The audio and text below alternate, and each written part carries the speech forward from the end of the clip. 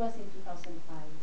I had to make a painful decision of leaving that office that I had come to love for two reasons. I loved what I was doing, and I loved the community. But then, like I said, I had to make a painful decision.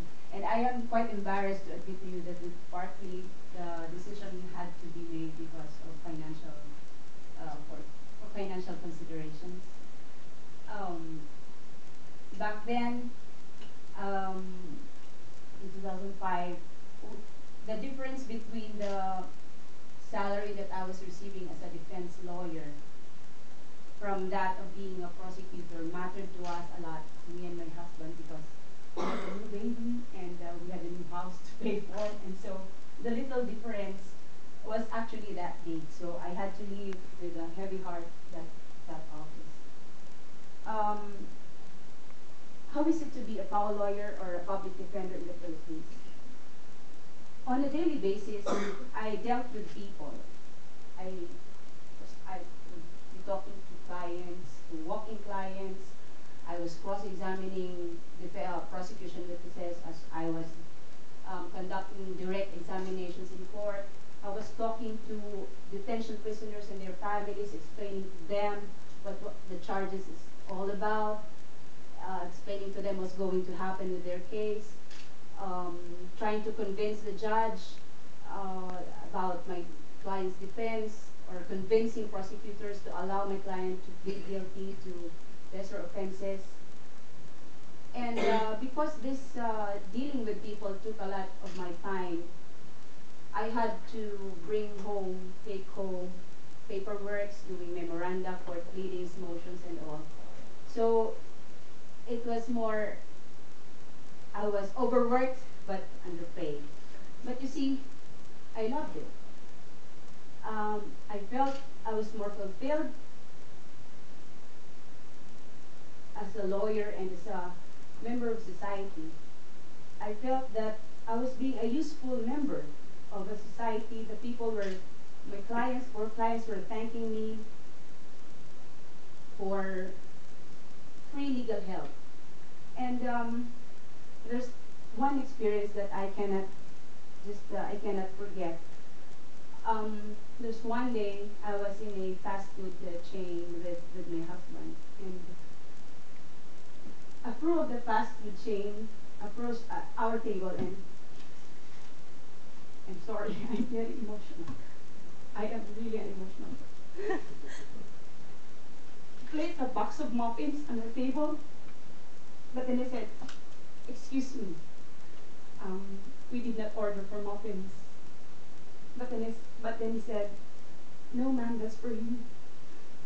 I said, "I didn't order muffins." And then the guy said, "Ma'am, I was the one whom you helped. I was accused of a robbery hold-up case. I was the driver whom you freed."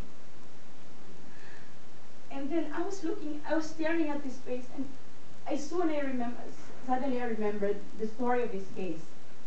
He was a bus driver, and in one of the streets in Manila, the passengers of the bus got held up by several men. But this men, the hold-uppers, managed to get off the bus with their loot, and the police, unfortunately, were not able to apprehend them. But then the victims, the passengers, managed to file cases or complaints with the police station. And because these hold-uppers were not apprehended, the police officers said that the driver was in cahoots with this with these robbers. And it happened that I got him acquitted, and the guy was saying, "Thank you very much for a new lease of life." I was able to prove in court that he was not in cahoots with those hold-uppers.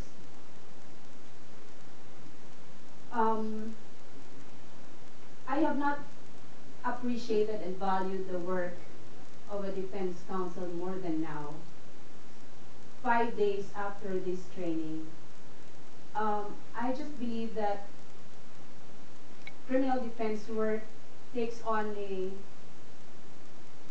deals with more sensitive part of humanity, that of human rights and human dignity.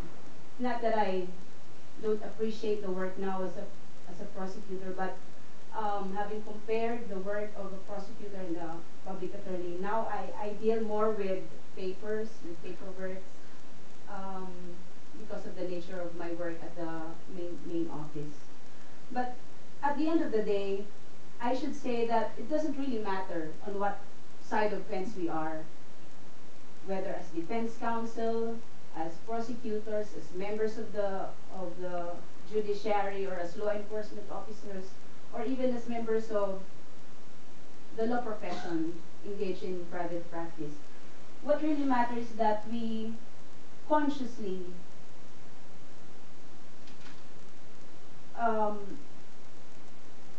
we are conscious of our role as dispensers of justice, and we are proactive in protecting the rights of individuals.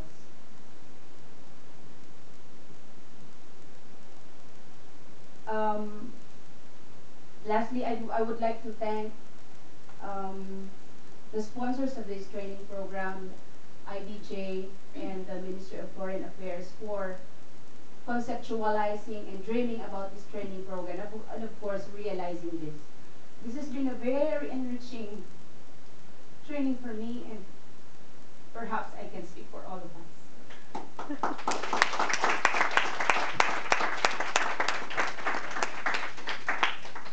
Our trainers and speakers were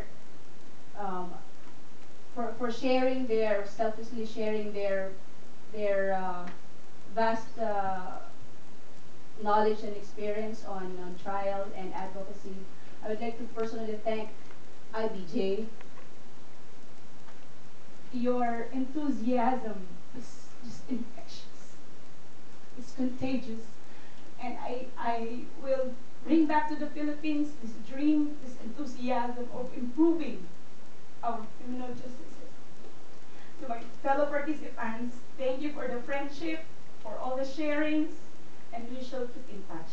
We will not leave this room without our dreams with us, and the enthusiasm, the commitment to make our own criminal justice system better and work together towards closer cooperation among ASEAN nations.